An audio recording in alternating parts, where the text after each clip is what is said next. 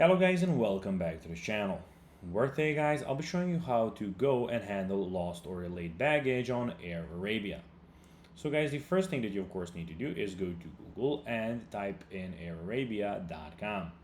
Then log in with your credentials or register if you haven't already done that of course. But now guys, let's see how you can actually go and handle lost or delayed baggage on Air Arabia. So, first of all, you can go to the Air Arabia baggage service desk at the arrival airport leaving the before leaving the baggage claim area. Also, you can report the missing or delayed baggage and complete a property irregulation report (PIR) with your contact and baggage details.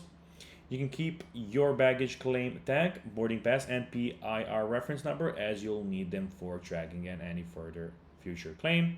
You can track the status of your baggage using the introduction provided by the airport's baggage service team or through the contact details listed on PIR. If your baggage is not refunded within the applicable time frame or is confirmed lost, submit a baggage claim with the required supporting documents, such as receptionist and proof of ownership, if requested. Stay in contact with the airport baggage officer or Air Arabia customer support until your case is resolved. Some important things: delayed and lost baggage is handled by the arrival airport baggage service team or behalf of the Air Arabia. Report the issue before leaving the airport, so this is really important, and keep all travel and baggage documents until your baggage has been returned or claim has been settled. So guys, that will be everything for this video. I hope you found this video informative and entertaining guys.